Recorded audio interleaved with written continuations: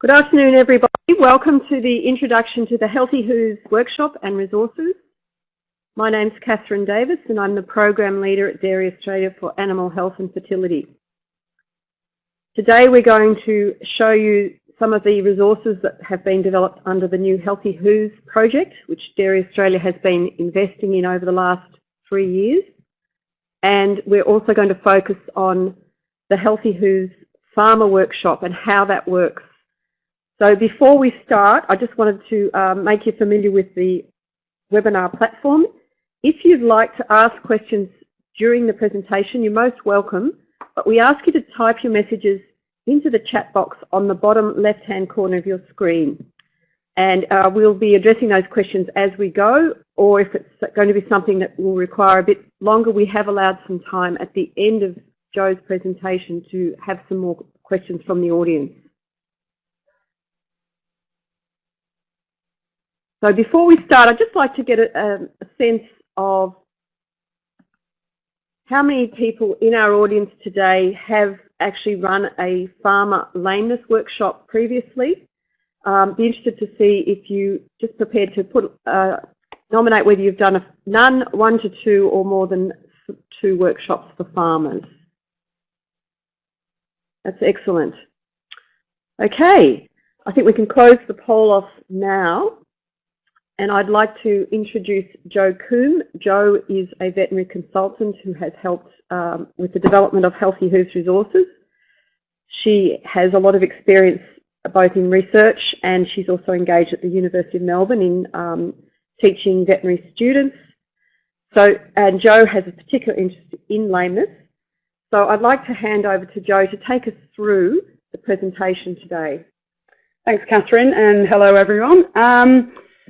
Okay, I'm going to start off just by talking about some of the resources that have been developed for Healthy Hooves, but I want to spend the majority of the time actually discussing the farmer workshop, the logistics of running one, and basically how the workshop's been put together. So first of all, just going through the online resources, we have the, I'll just go back, we have the website for the Healthy Hooves program, and that is separate from the Dairy Australia website at the moment. So the actual page is up there. And I'll talk about the others as we go through.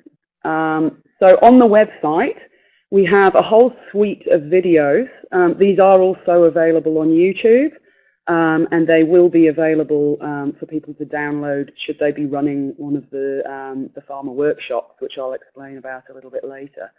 And the videos, there are 15 of them. They go through everything from behavior of cows and handling of the cows through lameness scoring, prevention of lameness, and also a little bit on the treatment of specific lameness problems. Secondly, we have a cost of lameness calculator. Again, I'll talk briefly about that during the workshop section. There used to be a downloadable Excel file on the Dairy Australia website for farmers to estimate the cost of lameness, but it was extremely large and very complex. What we've actually done is hidden a lot of the standard costs and the aspects that don't really change very much behind a much more workable platform. So I'll show you that a little bit later. And then also on the website will be the order form for all the printable resources, which I'll mention now. So what we've also developed is a prevention and management of lameness manual. This is quite a large manual, spiral bound, and that can be ordered online. And it's sort of, there are 2 major sections, obviously the prevention section and then obviously the management of specific types of lameness. There's a much smaller lameness field guide, which is a smaller version of the manual, but just the most pertinent points for farmers to follow. And then there's a large A3 size poster with the lameness scoring system on it, and the most important points for farmers to look at when they're trying to decide what the different levels of lameness are. Also actions that should be taken that are applicable to those levels of lameness. So they're all on the website as well. So onto the workshop. For anyone who did run the old version of the Dairy Australia workshop, it's still in 2 sessions. The first session is classroom-based, although I've now been involved or have run 7 of these since we put the new version together, and I've seen it run everywhere from a scout hall to a barn in a farm. And so in terms of the logistics, I've managed to develop a few different versions of the PowerPoint presentation.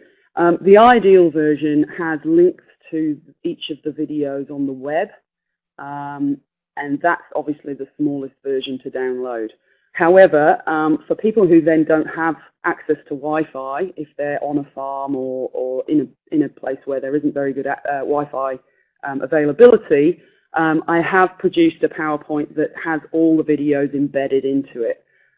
Unfortunately, that is very large, and so you do need to have the space on your computer and the time to download that.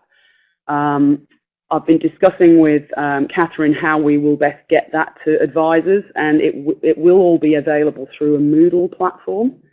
Kathryn, at the moment, the best idea if somebody was to run one of these workshops is to actually contact Kathryn, and she can then send out the resources as needed, but eventually they will be available on a Moodle platform. So that's the first session, and I'll just take you through that in a moment. The second session will be on farm, and again, I'll explain about that as we get to it. So, as I said, session 1 is a PowerPoint presentation. The old version was mainly words with obviously some pictures and illustrations. I've taken out the majority of the wordy slides, and now it's almost entirely video-based. And as I said, these are either embedded or you can use the links to the web. Now, I should point out at this stage that we haven't used all 15 of the available videos. There are actually 12 of them embedded in the PowerPoint. The ones that were not used are the collecting yard and milking shed design video, principles of treating claw lesions, treatment of sole ulcer, and application of a block. And the main reason was in the interests of time, but also because some of those aspects would be discussed in the on-farm session, for example, applying a block. But obviously, if the presenter felt that they had more time, they could easily download those extra videos and use them as well. So, the first session. Basically, I'm not going to obviously dwell enormously on all aspects of this, but basically it goes through costs of lameness, how to minimize it and prevent it, the tools required to start to examine a lame cow, normal anatomy, identification of the lame cow, and then safe restraint and examination of the foot, and the most obvious or most frequent types of lameness that we see in Australia, and a very small amount on how you would start to think about treating those particular types of lameness. So in the first session, as I mentioned, we take the farmer through the costs of lameness. This next section of my presentation is just a snapshot of what would be in the farmer workshop. If you were going to run one, I would recommend a little bit of time spent actually studying the workshop and obviously familiarizing yourself with it. But essentially, we take the farmers through the costs of lameness, take them to the online calculator, and this is just a screenshot of that. We have the calculator set up for seasonal split or year-round calving herds, and as you can see, it's a very easy to use, fairly small one-page calculator now, whereas it used to be very, very large. So you can actually stand there in front of the farmers, ask them some questions about how many lame cows they've had, and you could actually take them through this calculator as an example while you're doing the workshop. The next section on minimising lameness, we use videos, as I mentioned. So the first video is on cow behaviour and stock handling, and obviously the fundamentals of how to use proper handling of cows in order to minimise lameness. The next section is on infrastructure. So the laneway design video is the one that I have included in the workshop. The next video that you could show them would be on the collecting yard and milking shed design. However, that's not currently embedded in the workshop. Then on to the tools. Obviously, this would be covered again in the afternoon session on the farm. So the treatment toolkit can be loosely described, but I would suggest that that's left in detail to the afternoon session. However, the video on knife sharpening people have tended to find very, very useful, and that clearly demonstrates how important sharp knives are, and also how you can keep your knives sharp with just some general workshop tools. Then on to what the normal foot looks like, and the idea obviously is to explain a little bit of anatomy to the farmers, just in the context of why lesions can appear and how difficult it can be to then look after them or heal them, and basically the implications for the cow. I usually explain about the sole and how that can get very thin if the cows are walking a lot. Also about how wet conditions can have an impact on the normal foot. And then on to identification of the lame cow. As I mentioned before, we have the lameness scoring posters. So I usually take some of these along to the workshop, and then we can actually hand them out there to the farmers, but also obviously identify that they can order these online. And then there are several videos on the identification of the lame cow. So indicators of lameness is the first. This obviously explains about the normal weight bearing of a cow and how they track when they're walking, and those kinds of points. And then the lameness scoring itself. This is a video that takes the farmers through the different levels of lameness, and then has a little self-check at the end where they can watch cows, and they have to try and come up with what lameness score the cow has.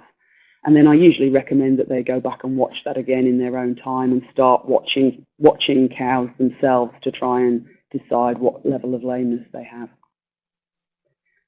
Next, the restraint and examination section. Again, this will be covered on the yards in the afternoon, so it doesn't need to be covered in enormous detail. So I tend to show the leg lifting techniques video, and then also the examination of the lame cow. So there's another video that follows this it's based around the 8-point examination of a lame cow. I think I may mention that later as well. The next section on the types of lameness and treatment.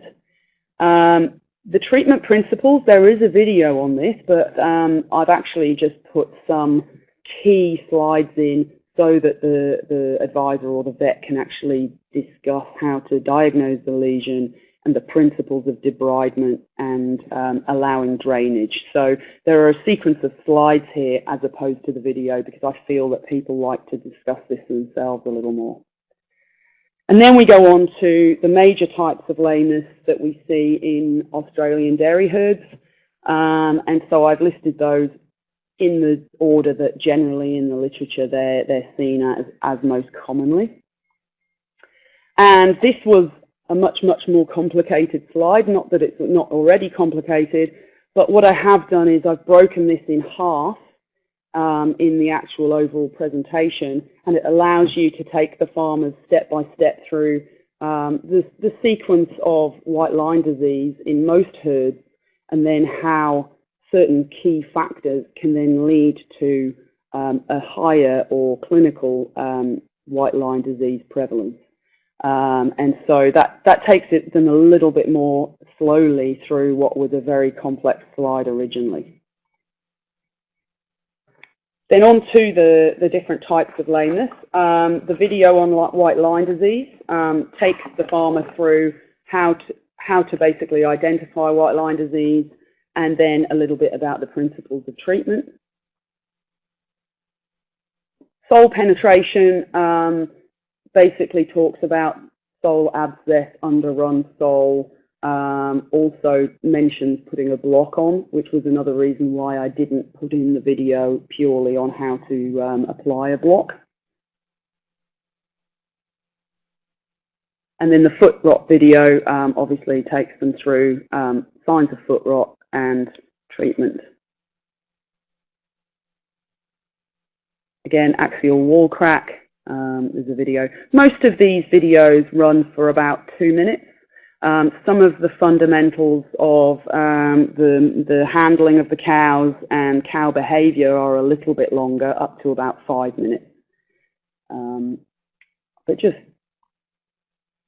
there we go. And then digital dermatitis. I have been explaining that this may be an emerging problem in Australian dairy herds. I had a few responses down in Tasmania from farmers after the workshops there, and I've had some follow-up calls about digital dermatitis, so I do think it's important that we talk to farmers about that. And then there was quite a large section on other types of lameness originally. I feel that now it's more important that we just explain that there are other types of lameness, but most of these cases would need to be seen by a vet.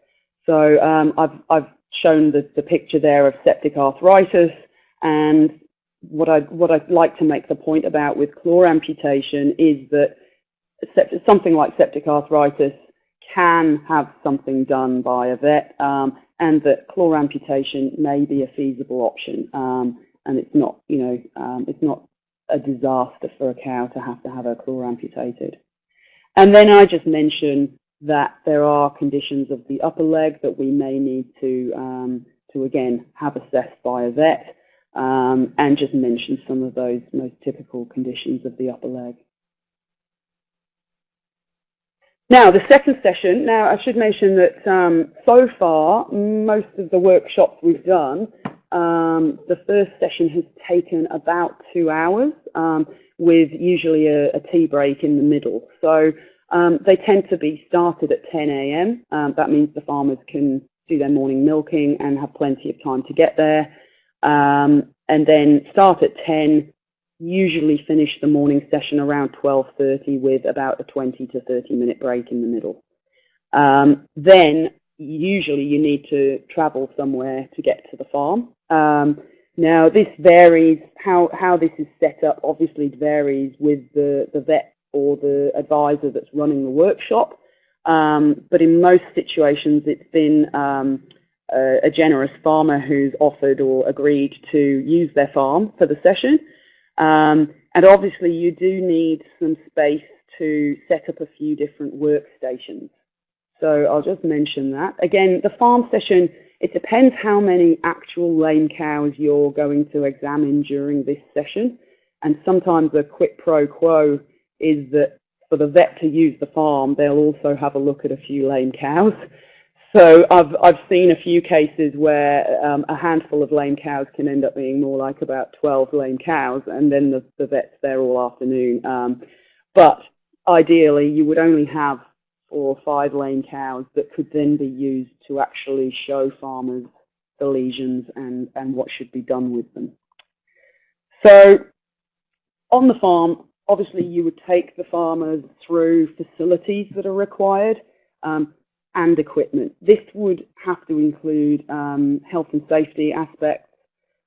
So things like if you're going to use an angle grinder, either using a cordless angle grinder or having circuit breakers, using safety glasses and Kevlar gloves, and just those kind of aspects. And in most situations, we have a station set up where we will actually have all the equipment we may need laid out, and then the farmers can clearly see what kind of equipment we'll be using. So that may be next to this first station, where we would also have abattoir or knackery specimens. So these are the lower legs, lower limbs of some dead cows.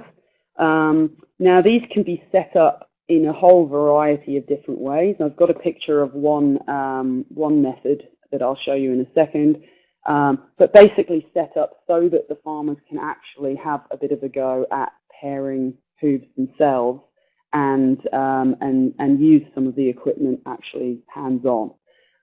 The blocks can also be part of that station, because then they can practice pairing the foot and preparing it to put on a block. And obviously any kind of equipment that they may need to use would be at that station. Now, obviously how many stations you have running consecutively would depend on manpower. Craig Dwyer ran a workshop or an afternoon session down in Tasmania, and we were fortunate enough to have 3 people that were running the different stations. So he was running the Abattoir knackery specimen station. One other vet was lifting legs in a crush, and then another vet had a tipper crush that was being used to demonstrate actual lame cows and examinations.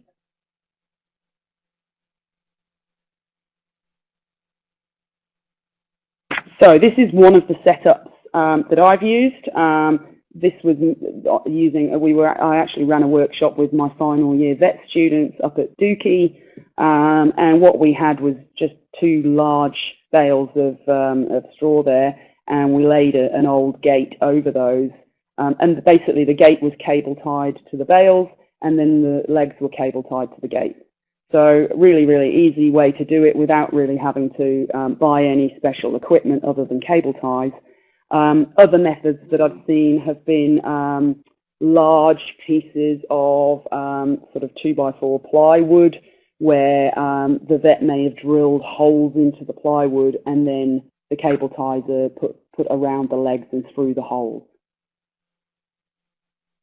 And here's just an example of laying out all the equipment so that people can see what they may need to be using.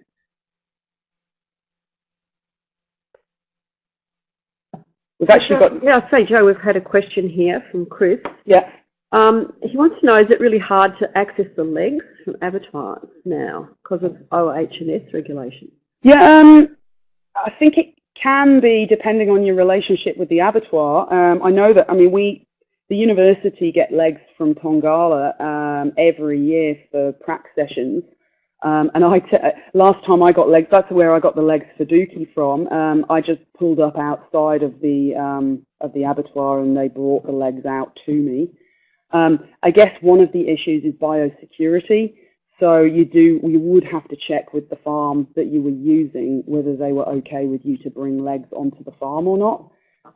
If they weren't, I suppose you may be able to do that part of the session, say, in the back of the vet clinic, in the car park or something like that. You know, there may be some other places that you could do it, but all we did was on one of the farms that we did it on, we made sure we were well away from where any of the cows would be, and we bagged everything up afterwards and used disinfectant to clean everything, basically. Okay, so this is an example of sort of using the second station, if you like. So this is obviously a manual crush, and you would then have things like the carving pulleys or even ropes if you wanted to show farmers how to lift the legs using ropes. And you can talk them through things like using belly bands and that kind of thing.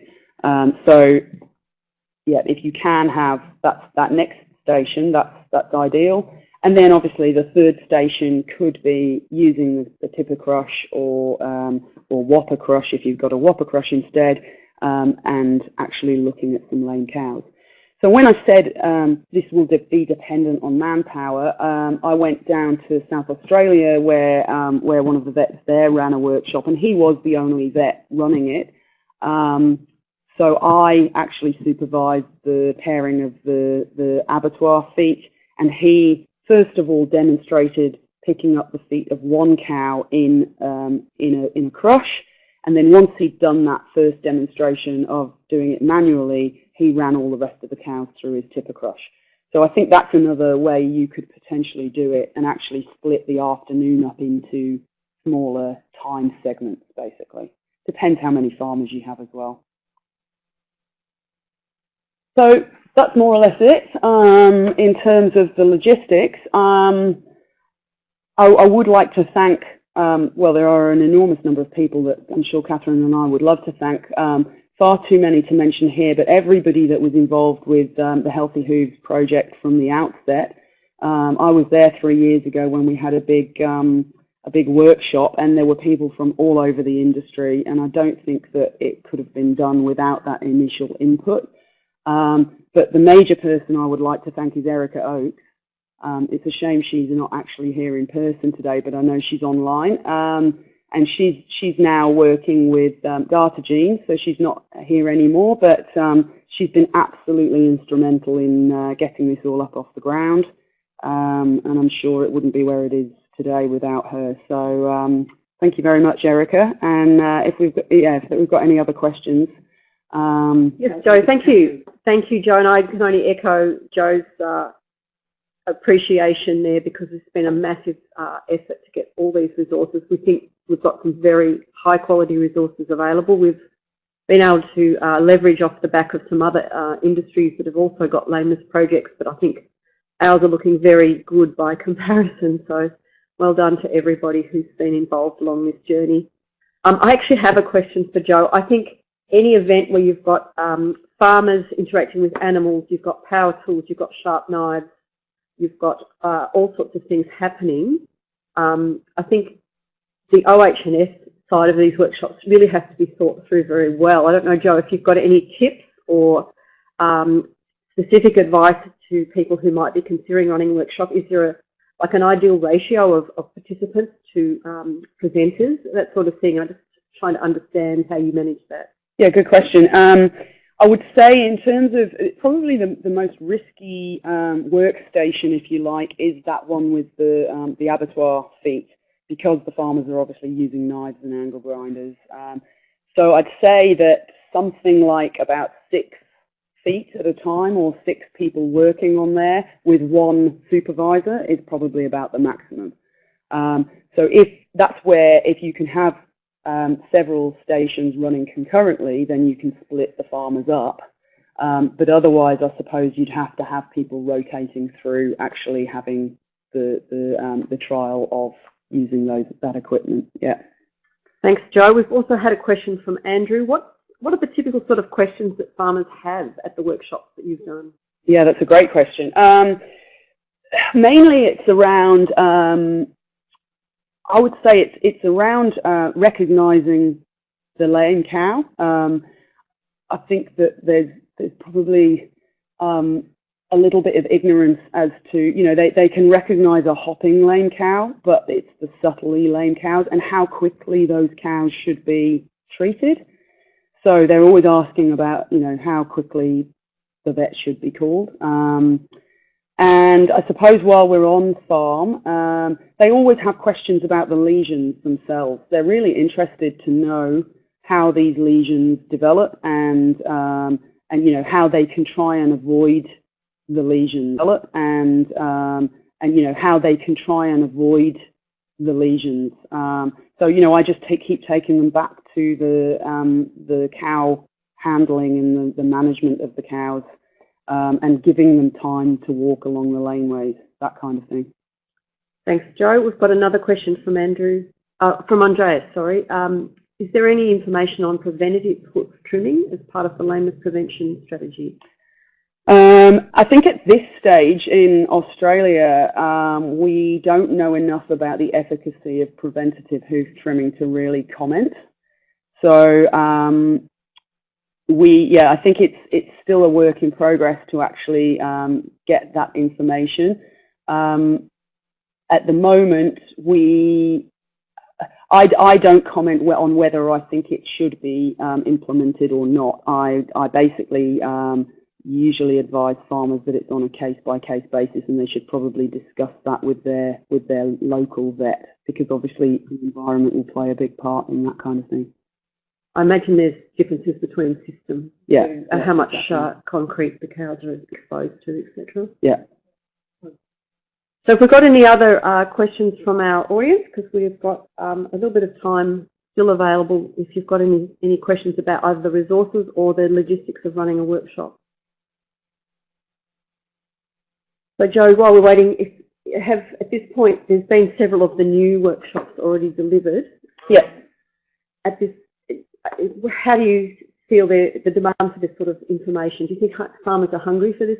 Absolutely, yeah. I mean, I had several farmers at the South Australia workshop say that, you know, they're such a long way from their vet that sometimes they have to wait several days for the vet to get to them. And just being able to do a little bit of examination of the foot themselves, and, you know, just understanding the importance of early intervention, it would make a big difference to them. So yeah. I think they're very keen to have it rolled out. Oh, that's excellent, because I think with lameness it's a partnership. The farmer can go so far down the track of management and prevention, but obviously vets are a very important part once the animals have a severe condition. And as an industry body, Dairy Australia is always looking at where's the biggest benefit, and obviously for us it's all about the prevention. Yeah. If we can get people to focus on this issue, it's a huge issue for both profit and for animal welfare. So we need to really make it a priority on dairy farms that people are aware of it and actually prioritise, particularly the prevention aspects. That's reminded me actually that on Andrew's question, we have lots of questions on laneway design and how to manage laneways in the wet and that kind of thing. And so yeah, just being able to discuss you know, the prevention aspect is a huge thing, definitely. We've got another question for you, Jo. Robert's asked, do you need to have any specific training to be able to deliver the workshop? Well, I think this is the main, the main platform for that. Just to be able to take people through how the workshop should or could be run. Obviously, there's some flexibility. But yeah, I mean, I can certainly advise people on what they might need to do to set it up, and you know, obviously the Moodle platform will be accessible to anyone who wants to download those resources. Yeah, I'll just explain to those of you who are not aware, Moodle is our online learning platform that Dairy Australia has used for a lot of our training and resources, and we're just currently setting up a platform for the advisors who run Healthy Hooves workshops to be able to access everything you need. So on that platform we'll have facilitators guide on what you have to do to run a workshop, what the run sheet looks like. There'll be an evaluation process, there'll be all the resources, your PowerPoint, and any other links to any other resources that you might need to run one of those days. So we'll be sending out the link for that Moodle workshop to anybody who's interested in the Healthy Hooves project, and they can apply. And also the regional Dairy Australia officers have often been involved at the workshops that I've been to, so they can also help to access you know, the hard copy resources like the manuals and things like that for farmers to be given. Andreas has just suggested that maybe we need a train-the-trainer workshop for the practical aspects. We'd love to do that. It is a very difficult thing to run on a national basis because of the distances that we all have to cover. But if people felt they needed more practical training, we'd certainly consider that if we could find a place where we could run something like that. But because we've invested already a lot in the videos, we feel that they're sort of they're the visual guides, I guess, for everybody to learn best practice, and then working, obviously, in the field is the way to develop the competency that you need. I mean, I don't know how other people have developed, but I assume, Jo, that it's about learning from peers and developing your competence in a practical sense as well. But, you know, certainly if there was a lot of demand from advisors, we could run an event that demonstrates these things in real life. So if we have no more questions from the audience at this point, I'd suggest if you do have further questions, you can send them through to me. My email address is kdavis at dairyaustralia.com.au, and I'd be happy to take any inquiries or any questions you have after the webinar. This webinar is being recorded, so you can always refresh your memory by coming back to view it, and we will have it as part of the Train the Trainer resources. It will always be available for you to view. Particularly if you're just about to run a workshop, it's always a good idea to go back and just refresh your memory. I've just put up my email address into the chat bar there. If anyone has an inquiry, you can just send me an email after the webinar. So this webinar will be available within about a week. I'll be publicising that to anybody who's interested in the program. So on that note, I think we can probably close off this session. Thank you so much for attending. It's very exciting that we've got everything ready now, and we are really hoping that people will use these resources and get them out to the people who really need them, which is the dairy farmers. So thank you, Jo. Thanks.